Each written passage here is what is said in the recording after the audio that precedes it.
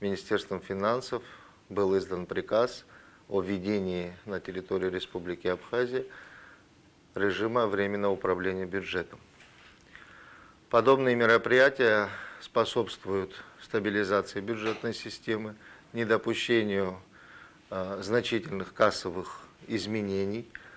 Но вместе с тем хотел бы обратить на определенные особенности при исполнении бюджета текущего года. В текущем году дело в том, что законодательство позволяет исполнять бюджет при отсутствии его закона по параметрам отчетного года, предыдущего года, и в объемах, не превышающих 1/12 бюджетных параметров.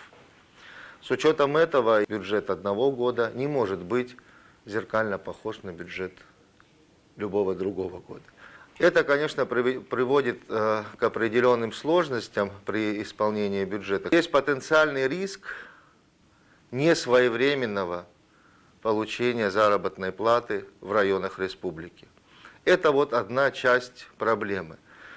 Но, несомненно, учитывая, об этом я уже говорил, учитывая особую значимость, важность и приоритетность расходов, в том числе социальных и защищенные статьи бюджета, несомненно, Министерство финансов будет обеспечивать выплату, будет находить инструменты, механизмы законодательно закрепленные. Дело в том, что нам придется перераспределять отдельные бюджетные назначения.